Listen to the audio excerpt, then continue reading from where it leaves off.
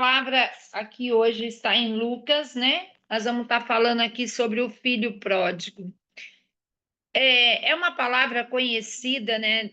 Nossa, né? Quantas vezes nós já ouvimos essa palavra sobre o filho pródigo, né? Mas o Senhor quer falar algo diferente conosco nessa tarde. Então, que nós possamos estar com nossos ouvidos atentos, né? À palavra do Senhor, né? Porque a palavra do Senhor, a Bíblia, ela não é um livro comum. A Bíblia, ela é um livro espiritual. Então, quando nós ouvimos a ministração de uma palavra, muitas das vezes nós podemos até pensar: ai, mas eu já ouvi essa palavra. Não, o Senhor quer algo novo, o Senhor se faz novo, a palavra do Senhor se renova todos os dias, e às vezes você ouviu tantas vezes essa palavra de um jeito, e hoje o Senhor quer falar algo conosco diferente, porque o Senhor, ele sabe todas as pessoas que estão aqui, as 11 pessoas que estão aqui. O Senhor sabe aquela que pediu para o Senhor: fala comigo, Senhor, eu estou passando por essa luta. Fala comigo nessa tarde, nessa noite. Fala através da tua palavra. Fala através do louvor. E o Senhor fala, né? Então, nós vamos para a palavra do Senhor. Pai querido, Pai amado, em nome do Senhor Jesus, nesta hora, Pai, eu venho a Ti, Senhor, pedir sabedoria, Pai, que nesse momento eu diminua e o Senhor cresça. Pai, que não seja de mim, Pai, mas seja tudo do Senhor. Que o Senhor me use como um instrumento, que o Senhor fale através da minha boca, Pai. Que essa palavra que vai ser ministrada, Senhor, ela entre em nós como uma faca de dois gumes e ela venha penetrar em nós no mais profundo, Senhor, em nome de Jesus, e que ela venha no tempo do Senhor produzir os frutos a qual ela foi designada em nome de Jesus. Amém. A palavra do Senhor fala em Lucas 15, versículo 11 ao 32. Não vou ler, porque já é uma palavra conhecida, né? Eu vou estar só fazendo um esboço dessa palavra. Como as irmãs sabem, essa palavra Lucas fala que capítulo o quê? é Lucas 15, versículo 11.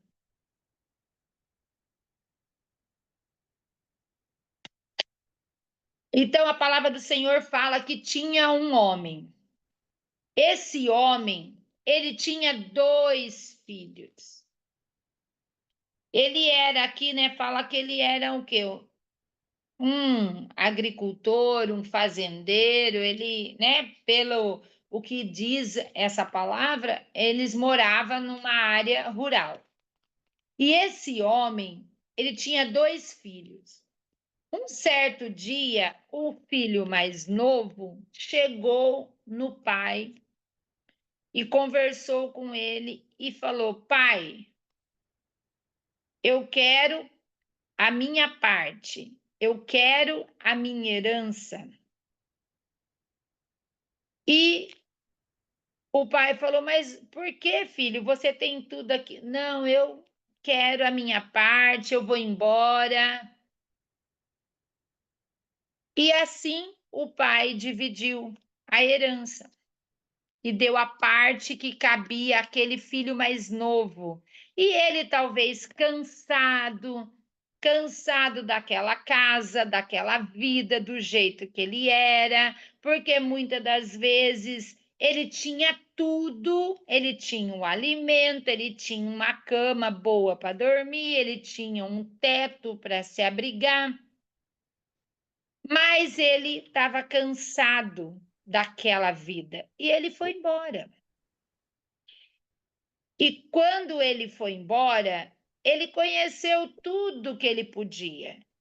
Talvez ele ali naquela vida dele, talvez simples, ele não tinha, mas lá fora ele conheceu mulheres, ele conheceu bebida.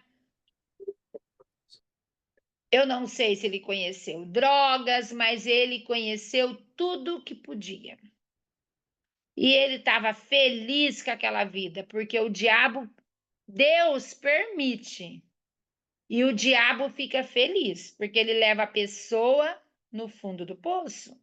E aquele jovem, imagina, com dinheiro, com a herança, gastando tudo de qualquer maneira. O que aconteceu com ele? Um dia acabou. Enquanto ele tinha dinheiro, ele tinha amigos, ele tinha um monte de amigos na volta dele, mas quando ele não tinha mais dinheiro, ele não tinha mais amigo, ele não tinha mais comida, ele não tinha mais um lugar para dormir. E aí bateu o arrependimento. Ele foi andando, viu um fazendeiro e pediu um trabalho. Ele não queria voltar ainda para a casa dele, porque ali tinha um orgulho. Eu não vou voltar para minha casa, mas eu vou pedir um trabalho. Quando ele pediu o trabalho para esse fazendeiro, qual foi o trabalho? Você pode cuidar dos porcos. E ele com fome, o que aconteceu com ele? Ele desejou comer a comida dos porcos. Mas como ele viu que aquela vida ali para ele estava difícil, o que aconteceu? Ele se arrependeu e pensou, naquele momento, lá na minha casa, né? Porque aí Deus faz lembrar, ó, na minha casa eu tinha comida, eu tinha roupa, eu tinha um teto para me abrigar, uma cama limpinha, mas agora eu estou aqui, cuidando dos porcos, com fome, desejando comer a comida deles. Eu vou para minha casa, vou voltar para lá, vou falar para o meu pai que eu não sou digno, mas eu quero pelo menos ser tratado como um dos servos do meu pai. E esse rapaz voltou para sua casa. E chegando lá, o pai avistou ele de longe. Não é aquele lá, né? Porque o pai, eu acredito que o pai sempre estava esperando ele. E o pai, quando viu ele veio, falou com o pai: Pai, eu estou arrependido. Eu sei que eu não sou digno, mas eu quero que o Senhor me trate pelo menos como um dos teus servos. O pai tratou ele como um servo? Não. O pai tratou ele. O pai pediu para que preparasse um melhor, um alimento, preparasse, acho que matou, não sei se foi um bezerro, não sei se foi uma ovelha, matou um animal para preparar a melhor refeição. O pai também pediu para que preparasse a melhor roupa, preparasse tudo para ele, e ainda mais colocou um anel no dedo dele. O pai não tratou ele como escravo, mas o pai tratou ele com honra. E o filho mais velho que estava lá falou: Pai, por que você está fazendo tudo isso? Eu que estou aqui, você não mata nenhum animal, mas nada para mim comer com meus amigos. E ele que foi embora, que gastou tudo o seu dinheiro. Praticamente aquele filho, na hora que ele pediu a herança, ele enterrou o pai dele. Ele estava enterrando o pai vivo. Então, o que aconteceu? O filho ficou revoltado. Mas o que o pai falou? Falou, filho, aquele meu filho, o seu irmão, ele estava perdido e ele voltou. Mas você tem tudo, porque tudo que era do pai era do filho. E o que nós podemos aqui nessa tarde aprender com essa palavra do filho pródigo que voltou, que se arrependeu? Muitas das vezes nós somos filhos de Deus. E nós também, como filho pródigo, nós viramos as costas para Deus e vamos embora. Ah, eu cansei. Ah, eu não quero mais ser crente. Ah, não, essa vida não é mais para mim.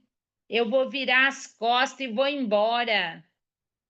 Eu vou fazer tudo o que eu quiser, ninguém manda em mim, não. Eu vou viver as coisas do mundo. Mas o que nós não podemos esquecer é que o Pai sempre está nos esperando. Como que o Pai está esperando, como que ele torce para esse momento, como que o Pai está torcendo para o arrependimento, assim como esse filho pródigo, que nós também nos arrependemos e voltamos. E ele vai tratar nós como quem? Como qualquer um? Não. Ele vai tratar nós como filho amado, como aquele filho escolhido, separado, desejado. Muitas das vezes, as circunstâncias nos afastam de Deus. O pecado nos afasta de Deus. Quando nós pecamos, Deus não vai estar lá para nos julgar, mas o diabo é o acusador. E ele coloca na nossa cabeça que nós não merecemos mais. Nós não merecemos mais nem chegar perto de Deus. E muitas das vezes nós sentimos envergonhados, desanimados e não queremos mais voltar. Mas o que nós nunca podemos esquecer que a graça do Senhor nos alcançou. Pela graça nós somos salvos. E quando nós afastamos do Senhor e quando nós arrependemos, quando nós vimos que não foi a melhor escolha, basta nós voltarmos e o Senhor, ele vai estar de braços abertos nos esperando. Assim como o filho pródigo, o Senhor, ele quer trocar a nossa vestimenta. O Senhor quer colocar um anel na nossa mão, um anel que aqui significa honra. Não tem melhor lugar para estar que é ao lado do nosso Pai. O filho pródigo, ele teve tudo na rua. Quando ele foi embora, ele teve tudo. Só que só faltava uma coisa que ele não tinha lá na rua: a presença do Pai. Então, que nós possamos nessa tarde entender, mais importante do que tudo é a presença do Pai. Nós temos o nosso Pai. O Senhor Jesus, quando Deus, ele entregou o Senhor Jesus, o seu único filho, para morrer naquela cruz. Ele entregou, o Senhor Jesus morreu. Nós, no nosso lugar, como pecadores, nós éramos Nós somos pecadores e Jesus morreu para pagar os nossos pecados. Mas quando Jesus morreu na cruz, nós fomos comprados a preço de um sangue de um inocente para Deus. Nós somos propriedades exclusivas de Deus. Quando você abriu a sua boca e falou: eu aceito o Senhor Jesus como meu Salvador, você virou propriedade exclusiva de Deus, foi comprado a preço de sangue. Em troca, Deus te deu autoridade para governar sobre essa terra. Reis e sacerdotes, é o que nós somos. Nós não podemos ser menos do que isso, porque nós temos autoridade legal para governar sobre essa terra. Então, quando alguma mulher aqui ouviu, você não é nada, você não é ninguém, você não vale nada, você não vai chegar a lugar nenhum. Quem você pensa que você é? Você é uma fracassada. E muito mais palavras que mulheres aqui ouviu. Mas hoje, nesta tarde, eu estou aqui para falar para você, quando você foi comprada na morte de Jesus, na crucificação da cruz, você foi comprada e você tem um dono, você é propriedade exclusiva de Deus. E Ele te deu autoridade para governar sobre essa terra. Você é a princesa. Você tem que se valorizar, você tem que assumir a sua verdadeira identidade. Quando alguém falar para você, você não é nada. Eu sou muito, eu sou valiosa. Eu sou vencedora, eu nasci para vencer, eu não sou projeto falido. Eu nasci para ser vitoriosa, porque eu tenho um dono e ele me deu autoridade para governar sobre essa terra. E é isso que nós temos que lembrar. É isso que nós temos que declarar todos os dias, ainda que os seus olhos não estão vendo, você continue declarando: eu sou mais que vencedora. Eu sou princesa do Senhor, eu sou linda. Eu sou inteligente, eu sou próspera. Eu sou mais que vencedora. Eu nasci para vencer. Jesus me ama, ele me amou, ele me escolheu, eu sou separada. Eu sou a imagem e semelhança de Deus. E quando você ter todas essas qualidades, essas convicções dentro de você, ninguém mais vai te rebaixar. Por isso, tenha o hábito de declarar frases, palavras afirmativas ao teu respeito, qualidades. Quem é você? Quem é você hoje? Ah, mas eu ouvi tudo. Eu ouvi desde lá da minha mãe. Minha mãe não tinha sabedoria, não conhecia o Senhor, ela já foi perdoada, né? Se aconteceu alguma aqui, ela falou que eu não ia ser nada, que eu era burra. E hoje você tá o quê? Escravizada, a sua mente tem uma fortaleza dentro da tua mente com crenças negativas que você não é ninguém. E aí você não chega a lugar nenhum. Não, o Senhor não quer isso para você nessa tarde. O Senhor entra na tua mente e te liberta de todas as crenças negativas que o diabo usa hoje para falar para você que você não é ninguém. Em nome de Jesus, Se tiver alguma mulher aqui ainda nessa tarde pensando desse jeito, que ela abra a sua mente, abra o seu coração para receber o que Deus está falando nessa tarde. Você é valiosa. Você é a menina dos meus olhos. Tenta colocar o dedo na bolinha do olho, ou você, ou você. Ah, eu quero colocar o dedo na bolinha do meu olho. Ou você tá com alguém aí do lado, coloca o dedo na bolinha do olho dele. Automaticamente um reflexo ele fecha o olho. Por quê?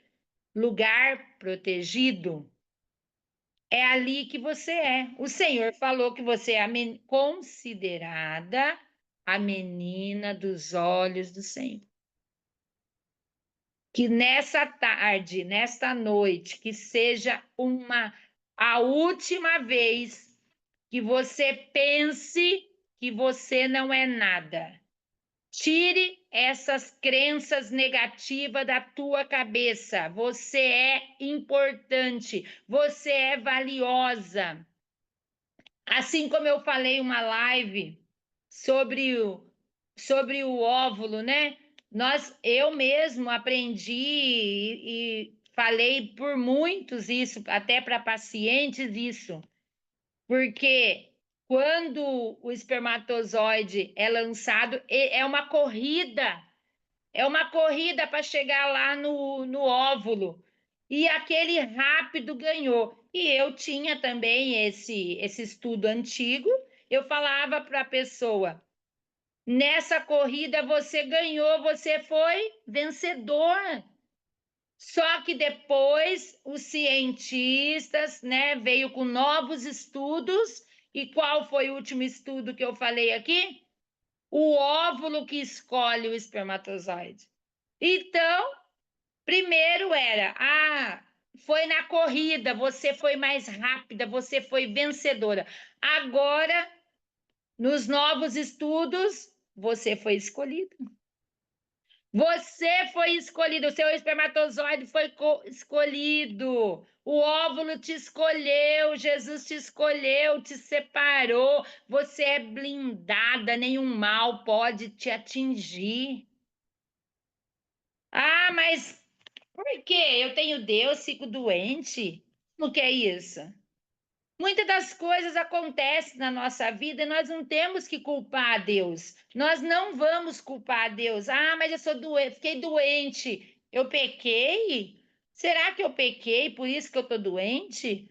Não, muitas das coisas vêm sobre nós, acontece conosco para que a glória do Senhor seja manifestada.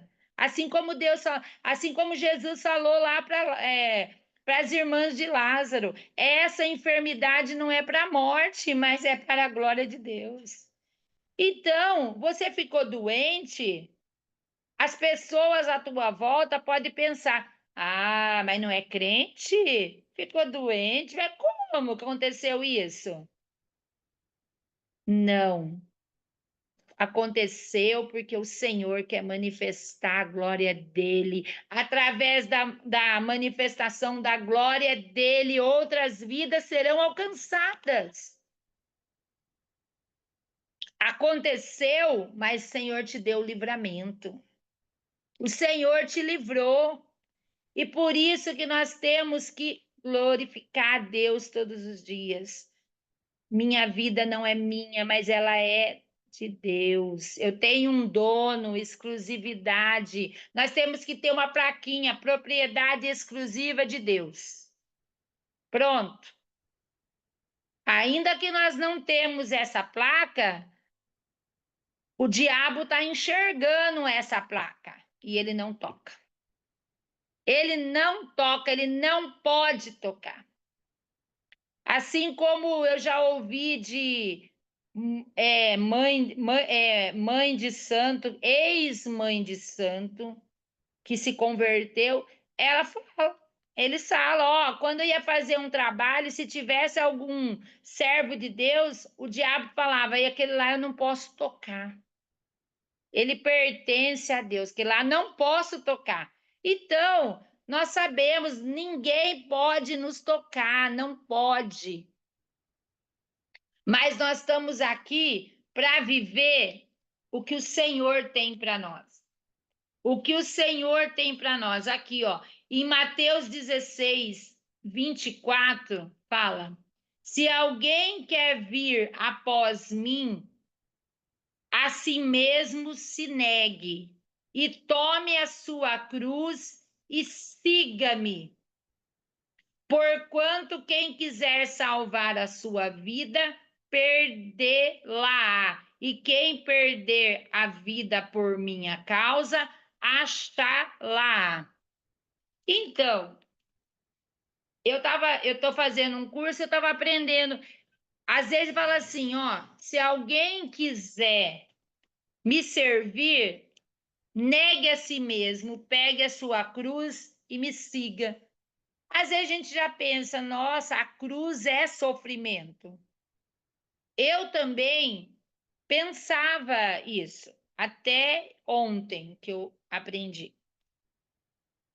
Ah, mas se eu pegar minha cruz, Jesus morreu na cruz, foi sofrimento. Ah, mas se eu pegar minha cruz e seguir Jesus, então eu também vou sofrer? Não. O que significa negue a si mesmo, pegue a sua cruz? O que significa a cruz? A cruz, ela significa propósito.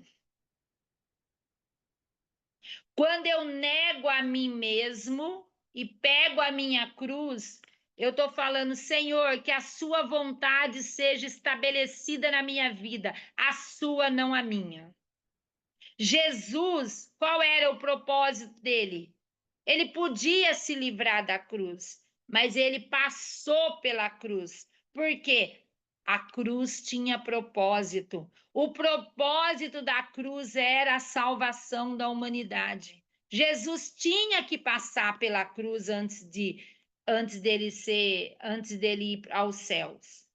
Então, quando nós também pegamos a nossa cruz, nós estamos falando, Senhor, eu aceito o teu propósito na minha vida. Eu sei, pode me usar. Pode me usar. Eu estou aqui. Eis-me aqui, Senhor. Eu nego as minhas vontades, eu nego a minha carne e eu te sigo. Eu aceito tudo que o Senhor tem para mim. Então, que nessa tarde nós possamos entender se nós estamos vivendo o propósito de Deus. Qual é o nosso chamado? Tem gente que fala assim, eu não tenho chamado nenhum. Ninguém nasceu e ninguém caiu aqui no mundo de paraquedas. Não nasceu aqui de qualquer jeito. Você nasceu, você foi criada com um propósito. Basta você entender. O Pai te espera, o Pai te aguarda e o Pai conta com você. Em nome de Jesus. Amém, irmãs?